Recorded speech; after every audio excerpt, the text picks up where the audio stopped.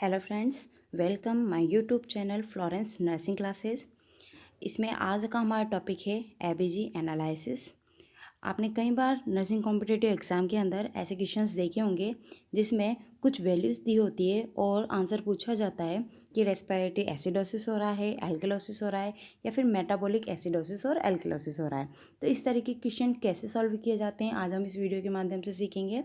साथ ही इस वीडियो को देखने के बाद आपका ऐसा कोई क्वेश्चन गलत नहीं जाएगा और 1 से 2 मार्क्स फिक्स आपके किसी भी कॉम्पिटिटिव एग्जाम में हासिल किए जा सकते हैं।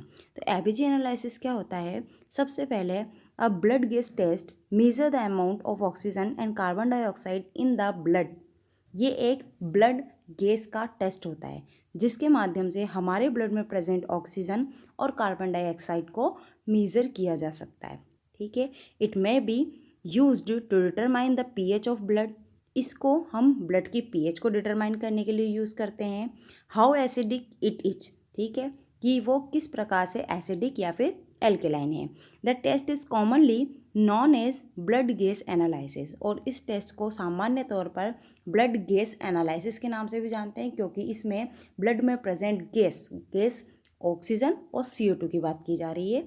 इसके अंदर ब्लड में प्रेजेंट गैस ऑक्सीजन और CO2 को मेज़र किया जाता है, इसलिए इसको ब्लड गैस एनालिसिस भी कहते हैं या फिर आर्टीरियल ब्लड गैस टेस्ट भी कहा जाता है।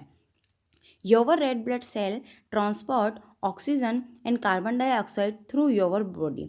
आपकी जो आरबीसीज होती हैं वो ऑक्सीजन और कार्बन डाइऑक्साइड को आपकी बॉडी के अलग अलग ऑर्गन्स तक पहुंचाने का काम करती है। ठीक है, that's clear. Arterial blood gas क्या होता है? हमारे ब्लड के अंदर मेज़र की जाने वाली ऑक्सीजन और कार्बन डाइऑक्साइड की अमाउंट होती है जिसके माध्यम से हम ब्लड की पीएच को बता सकते हैं। इसको blood gas analysis arterial blood gas test के नाम से जाना जाता है। और ये हमारे बॉडी के अंदर जो आरबीसी होती है, यानी कि हमारे ब्लड के अंदर जो आरबीसी होती है, वो ऑक्सीजन और कार्बन डाइऑक्साइड को हमारी बॉडी के वेरियस ऑर्गन्स तक पहुंचाने का काम करती है।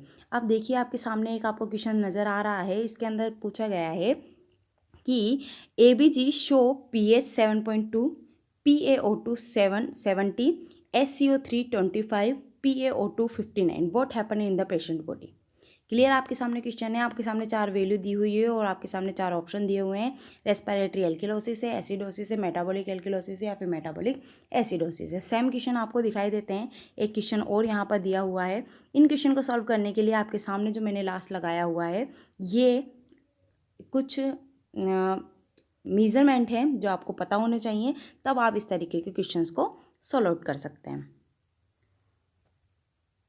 तो ये हमारे सामने कुछ वैल्यू है जिसमें हमारे सामने नॉर्मल पीएच की वैल्यू दी हुई है। ये जो हमारी नॉर्मल पीएच होती है, ब्लड की नॉर्मल पीएच होती है 7.35 टू 7.45। अगर हमारे ब्लड की पीएच 7.35 से कम होती है तो उसको कहा जाता है एसिडोसिस, और 7.45 से ज़्यादा होती है तो इसको कहा जाता है एल्केलोसिस। ये क्लियर हो गया कि कोई सी भी कंडीशन हो, एसिडोसिस या एल्केलोसिस डिटरमाइन करने का एक ही तरीका है, वो है हमारी ब्लड की पीएच। 4 ऑप्शन होते हैं: respiratory acidosis, alkalosis, metabolic acidosis, metabolic alkalosis. तो रेस्पिरेटरी है या मेटाबॉलिक है, इस चीज़ को बाद में देखेंगे। सबसे पहले एसिडोसिस है या एल्केलोसिस है, इसको क्लियर करने के लिए हमारे पास होती है पीएच। ब्लड जो क्वेश्चन होता है उसके अंदर पीएच दी होती है। अगर 7.35 से कम है तो एसिडोसिस क्लियर हो जाता है, और 3.45 से है तो एल्केलोसिस वाला ऑप्शन क्लियर हो जाता है। अब देखो, हमारे पास 3 वैल्यू और बची है। उसमें दिया होता है PaCO2, PaO2 और SCO3। PaCO2 क्या होता है? Partial pressure of the artery. CO2 हमारी आर्टरी के अंदर कार्बन डाइऑक्साइड का पार्शियल प्रेशर PaCO2 कहलाता है। PaO2 हमारी जो ब्लड है उसका ऑक्सीजन का प्रेशर PaO2 कहलाता है। और कार्बन जो बाइकार्बोनेट आयन होते हैं उसका लेवल जो होता है वो SCO3 कहलाता है। अब इनकी सबकी नॉर्मल वैल्यूज़ ये आपके सामने हैं। पीएच जो होती है वो नॉर्मल होती है 7.35 टू 45। इसी तरीके से कार्बन डाइऑक्साइड भी 35 टू 45 mmHg नॉर्मल होती है। ऑक्सीजन का लेवल 80 से 100 mmHg है। HCO3 का जो लेवल है वो 21 टू 28 नॉर्मल है। कई बुक्स में इसको 22 टू 27 भी मेज़र किया गया है। ये नॉर्मल वैल्यू आपको याद रखनी है। अब इसके बाद देखिए, आपके सामने क्वेश्चन ये देखो, हम वापस से अपने क्वेश्चन पर आते हैं। ये है क्वेश्चन। क्वेश्चन में दिया हुआ है जो वैल्यू है आपकी वो क्वेश्चन के अंदर दी हुई है।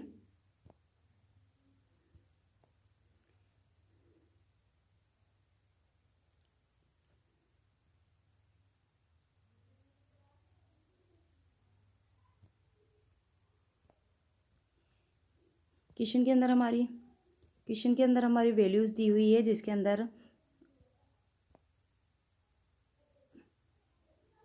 जिसमें हमारे सामने क्लियरली शो हो रहा है पीएच जो है वो 7.2 दी हुई है। 7.2 इट मीन्स हम समझते हैं ये 7.220 को डिनोट करेगा, यानी ये 7.20 है। और 7.35 के नीचे जो पीएच होती है वो एसिडोसिस को क्लियर करती है। तो हमारे एल्केलोसिस वाले जो क्वेश्चन होते हैं, ये एल्केलोसिस वाला ऑप्शन कट हो गया है और ये भी एल्केलोसिस वाला क्वेश्चन कट हो गया है। ये क्लियर हो गया है पीएच से कि हमारा जो आंसर है वो एसिडोसिस में आने वाला है। PaCO2 की बात करते हैं। ये होती है 35 से 45। यहाँ कितनी आ रही है 74। ये क्या है, ज़्यादा है नॉर्मल से। CO3 25 है, 21 से लेके 28 नॉर्मल होती है, तो CO3 इज करेक्ट। O2 जो होती है PaO2 वो 80 to 100 नॉर्मल होती है। अब ये कितनी है 56, तो ये भी रॉन्ग है। दो चीज़ें हमारे पास रॉन्ग है, एक तो कार्बन डाइऑक्साइड का लेवल रॉन्ग है और PaO2 का लेवल रॉन्ग है। तो कार्बन डाई और ऑक्सीजन दोनों ही किसको शो करते हैं, रेस्पायरेटरी को ही शो करते हैं। ठीक है, रेस्पायरेटरी के इंडिकेशन होते हैं ऑक्सीजन और कार्बन डाइऑक्साइड। तो एसिडोसिस हमारे यहाँ पर क्लियर हो गया था। अब इसके अंदर कार्बन डाइऑक्साइड के लेवल और ऑक्सीजन के लेवल ने ये क्लियर कर दिया है कि आंसर हमारा क्या होगा, बी होगा। Respiratory acidosis is right answer. अब अगर यहाँ पर SCO3 नॉर्मल है, अगर नहीं होता और कार्बन डाइऑक्साइड और ऑक्सीजन का लेवल नॉर्मल होता तो ये मेटाबॉलिक को इंडिकेट करता। बट यहाँ पर जो HCO3 है वो बिल्कुल नॉर्मल लेवल पर है और ऑक्सीजन और कार्बन डाइऑक्साइड में एलिवेशन आ रहे हैं, तो ये रेस्पायरेटरी को इंडिकेट करेगा। पीएच जो है उसने एसिडोसिस को इंडिकेट कर दिया है। सेम एज हमारे पास एक क्वेश्चन और है आगे। इस क्वेश्चन के अंदर देखिए 70 ईयर जो दिल्ली एमसी से क्वेश्चन होते हैं या फिर जो बड़े बड़े एग्जाम्स होते हैं उसके अंदर सिंपल क्वेश्चन को ही काफ़ी घुमा कर दिया जाता है। तो आपके सामने दिया हुआ है कि एक 17 साल की ओल्ड पेशेंट है, 70 ईयर ओल्ड पेशेंट यानी 17 साल की पेशेंट है, present in complain of tight feeling in chest. उसको फीलिंग कैसी हो रही है, फीलिंग्स के अंदर टाइटनेस, चेस्ट टाइटनेस फील हो रही है। शॉर्टनेस ऑफ ब्रीथ के अंदर शॉर्टनेस आ रही है, as well as some tingling in their fingers, और जो फिंगर्स हैं उनके अंदर नमनेस उसको फील हो रहा है। अराउंड देयर माउथ के आसपास भी ऐसा हो रहा है। They have no significant past medical history, उसको कोई पुरानी पास्ट मेडिकल हिस्ट्री प्रेजेंट नहीं है। Are not any regular medication, उसको कोई लंबे समय से रेगुलर मेडिकेशन नहीं चल रही है। ABG इज परफॉर्म, उस गर्ल्स के अंदर जो 17 साल की है उसके अंदर एक ABG परफॉर्म किया गया है। Patient will they are breathing room air and their result show below. तो उसका जो हमने ABG एनालिसिस करा उसका जो रिजल्ट है वो इस प्रकार से है। PaCO2 आया है, PaO2 आया है। PaO2 जो है